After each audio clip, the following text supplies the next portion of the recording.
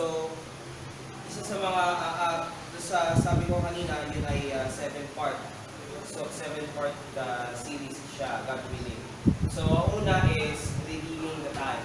So, ang focus ng first part is kung paano natin ma-manage yung oras natin, kung paano natin i-handle yung oras natin. Second is counting the cost. So, ano ba yung mga kailangan natin i-buwis, ano ba yung kailangan natin pagbayaran when in terms of our daily lives, counting the cost. So, next is making a war. So, sino ba ang dapat kalabanin, sino ba ang hindi, sino ba dapat pansinin, sino ba ang hindi.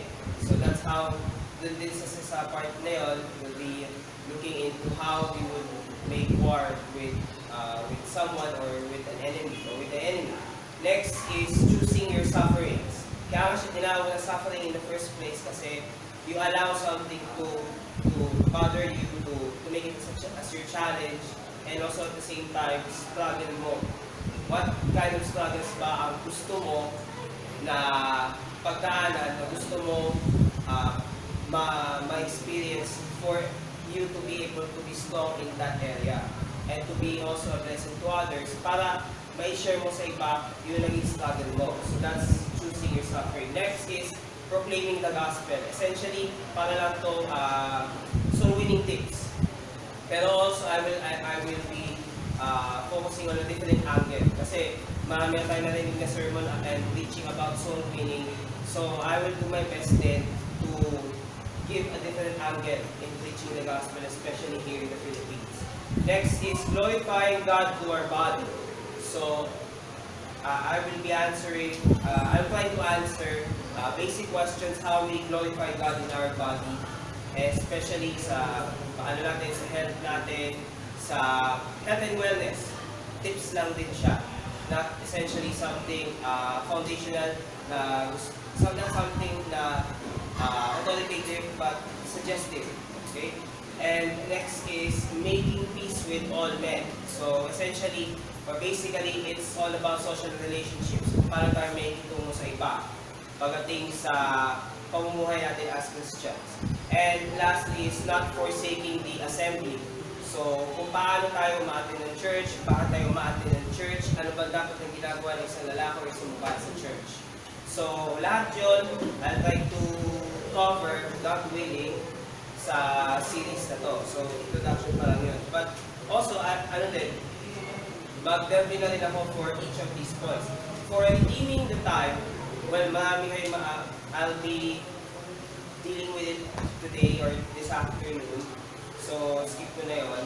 Counting the cost, ano ba yung, how would we handle the cost na kailangan nating bayaran when, example, we are doing something wrong, or ano ba, how do we handle the things na we need to pay, like not only money, but also yung time na binubuwis natin sa mga bagay sa buhay natin, and we must know how we will know how to count the cost.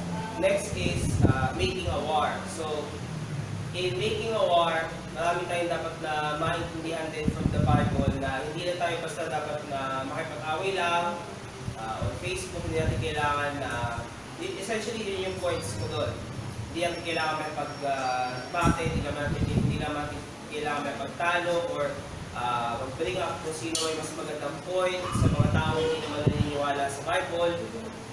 So, yun yung cover ko sa third point ko about making a war. Next is choosing your sufferings.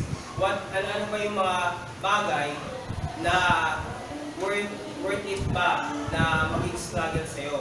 Yung worth it ba na pagdaanan mo for you to be strong?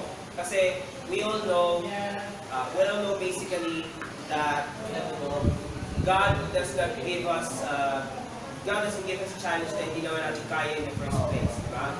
So, yung challenges or sufferings na mararanasan natin in life, it is also about the choices we make. So, may kinalaman yung choices na ginagawa natin sa challenges na naranasan natin ngayon. hindi naman lahat ng oras maganda ang choice na nagagawa natin. Sometimes, hindi natin alam, there's a consequence lagi sa mga actions and choices na ginagawa natin. Next is proclaiming the gospel. It's not, these are just tips. Based on observation and also from my reading as well from God's Word, kung paano natin i-proclaim gospel sa work, which is the hardest part, sa kung saan, sa public place, sa bahay, sa mga kaibigan natin, and lalo na meron tayong operation, family and friends, Bible study. Mas, I believe, sana makatulong yung mga points na i-bring up ko sa series, sa part ng series na to. Next is glorifying God through the body. So, we all know na meron tayong certain cravings sa katawan natin most of the time, and we are guilty about it na sometimes gluttony din ang pinaka-main part sa mga Baptist when it comes to their bodies. Kain dito, kain doon. So, we will be pointing out kung paano natin to glorify ang Diyos sa katawan natin. From attire, from how we eat, from all of those. Pero hindi siya commandment. Don't be mistaken na this is a commandment. No, these are just tips na I would find na pwedeng sabihin sa akin from God's Word. Next is making peace with all men. Kasi may iba sa atin dito na, and para din sa iba, may iba na hindi kaya may pagkasundo because of doctrinal differences, or sometimes may mga nagagawa tayong mga kaaway na hindi na natin kailangan.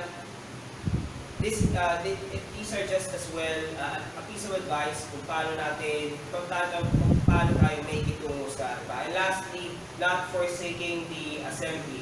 So, this is how about how we do church, kung ano dapat na gawin sa church for a male and a female, kung ano ba dapat gawin, and most likely kung ano ang dapat natin na matandaan, dapat pangalagaan in a church or as one congregation. So, yun, introduction ko pala sa lahat ng ng series ko na yun. And like what I said, I would start with redeeming the time. So, why do we need to redeem our time in the first place? So, first of all, time is running out. Lagi natin naririnig sa online preaching na these are the last days. Okay, yun lagi natin naririnig, di ba? These are the last days. Nauubos na yung oras natin. Pero ang katunayan, sino ba talaga nauubusan ng oras? Tayo o yung kalaban? Okay? Sino ba yung nauubusan ng oras? Most likely, kalaban na nauubusan ng oras. Why? Because the devil knows that his time is short. And God has all the time. Kasi he is outside the bounds of time. Okay? So God can give us the time. God can help us redeem the time. Ika nga, if you would go to Ephesians chapter 5, Ephesians chapter number 5, I'll read for you verse chapter 15. See then that ye walk circumspectly, not as fools, but as wise, redeeming the time, because the days are evil. So, why do we need to redeem our time?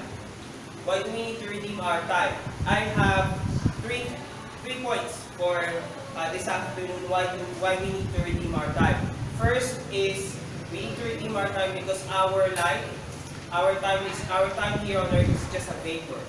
Sabi sa James chapter 4 verse 13, whereas you know not what shall be on the morrow, or what is your life? It is even a vapor that appeared for a little time and then vanished away. So our time is really short. In the sight of God, it's just a vapor. In our sight, it can last for 80 years, 75 years, and if you're a sodomite, you will live 50 years. So thank God for that. Okay? And now, the reason why I mentioned our life is a vapor, not only because it's from God's Word, it's because time is a precious commodity. Sino dito sa inyo nakabawi ng oras? Naibawi yung oras na ginugol na lang sa isang walang kwentang bagay. Can you raise your hand? No, nobody. Because nobody can turn back the time except in the wicked Hollywood movies. Yeah.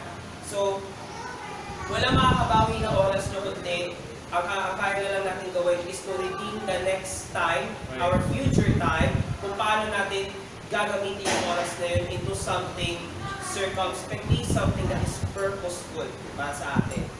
Okay? Now, not only that time is a precious commodity, it is also how we use our time that is very important. Why? Kasi una, hindi naman natin kaya bawiin yung oras na ginugol natin. We cannot redeem the time and yung effort na binigay natin into something na we knew at nalaman na natin until the very end na useless pala, vain pala. So, we must know what kind of things yung kailangan natin ibuhos ng oras natin. Kaya doon din papasok kung earlier yung isang part na series on what sufferings we need to, we should choose. Okay? And my next point will be on verses 1 to 4, dun sa Ephesians chapter 5 pa rin. But I'll read it for you. Be therefore followers of God, little children. Sorry, 5 chapter 1, yes. Be therefore followers of God as dear children, and walk in love, as Christ also had loved us, and had given himself for us an offering and a sacrifice to God for a sweet-smelling savor. But fornication, and all uncleanness and covetousness, let it not once be named among you as becoming saints, neither filthiness, nor foolish talking, nor jesting, which are not convenient, but rather giving of thanks. So, itong punto ko dito. Serving God is worthy than all these things. Worthy than fornication, worthy than all uncleanness, worthy than all covetousness, even worthy, more worthy than foolish talking or jesting. Okay? Mas worth it ng oras natin na pagsilbihan ng Diyos kaysa sa magbilo tayo sa mga bagay na walang kwenta. Mas worth it sa oras natin, ang ginugugol natin na magbasa ng Bibliya kaysa magbasa ng mga posts sa Facebook about certain topics na wala na mga kwenta-kwenta. Mas worth it sa oras natin na magdasal kaysa sa hilingin kung kailan yung susunod na taya sa loto. Mas maganda yun, di ba? Now, why do I also mention this? Because when you commit sin, you're wasting your time. Nauubos ang oras mo kapag gumagawa ka ng kasalanan. Sabihin natin na hindi nga alam ng iba ang kasalanan ginagawa mo. Pero sinayang mo yung oras mo, at the same time, when you wasted your time, you also sin against God for just committing sin. Yeah. Right? Now, hindi, like what I said when I'm pointing this out earlier, you cannot return the time that you wasted. So, instead of committing fornication, instead of committing uncleanness, instead of foolishly talking, instead of jesting, why not edify the brethren? Right. Why not encourage one another? Why not build each other up? Mas madali yun. Because we have God's word here. We're not using our own carnal minds like the other kind of Christians so-called do. They use the wisdom of the world, but the wisdom of the world is foolishness with God. Now, my next point is, I'd like to mention my next point. So, my next point is actually, first point ko pa lang yun. So, ang next point ko naman is, let's not make plans in the future that we are not uncertain about. Okay? Now, if you go to Luke chapter 14, while you go there, I'll read for you verse 28, the same chapter. For which of you intending to build a tower, sitteth not down first, and counteth the cost, whether he have sufficient to finish it? Lest he, after he had laid the foundation, is not able to finish it, all that behold it begin to mock him, saying, This man began to build, and was not able to finish. Now, I'd like to hit this point very quick. How do we solve Filipino time? It's a common problem to us, not only to us here, but also it's a problem with most Filipinos because it's Filipino time. The only way we can solve Filipino time is by being early and being on time. Right. That's how we solve Filipino time. Filipino time is not an excuse for us to be lazy, not just because that there's a lion in the way, that there's a lion in the street, wala tayong gagawin.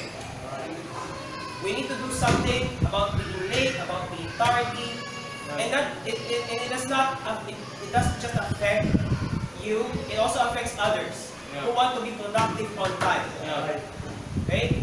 Now, I also want to mention that we only have limited time here on earth to earn rewards in heaven. Kasi once we earn in heaven, we can never go back here. Right, that's true. We can never go back here on earth the same way that we were right here, right now.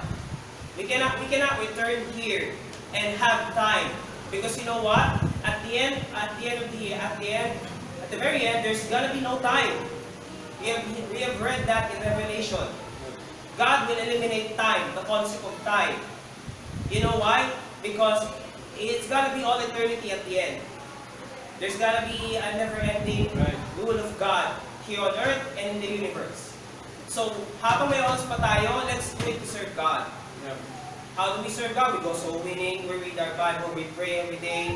And although it's cliche for most Bible Baptists, I'm telling them na if it's cliche for them, then anong gagawin nila?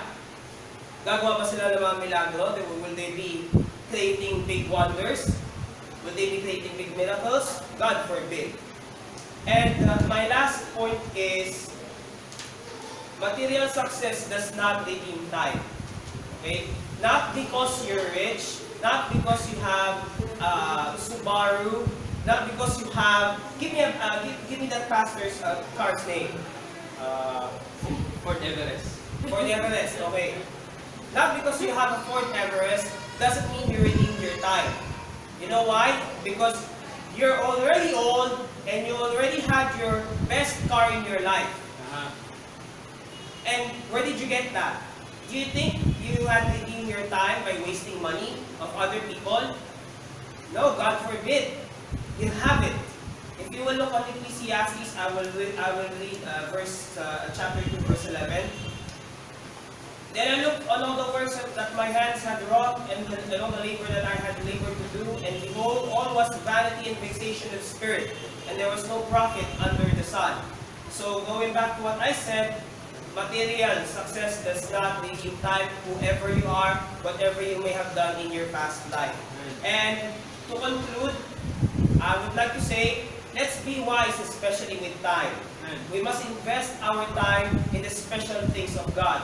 If you would go to, you don't need to go there. I'll be reading for you Matthew chapter 6, 33. But seek ye first the kingdom of God and His righteousness, and all these things shall be added unto you. So, I'd like to sum this up. Seeking the Lord is never a waste of time. Amen. But it is a redemption of our time here on earth, because we're also reaping our rewards waiting for us in heaven. Let's pray. Dear Heavenly Father, thank you for your word, thank you for this Bible, thank you for the blessing that you have given me, Lord, to preach your word. And it's so powerful, Lord. Thank you that you have given us the wisdom here, Lord, to redeem our time. Amen. Thank you, Lord, and I love you. In Jesus' name, amen.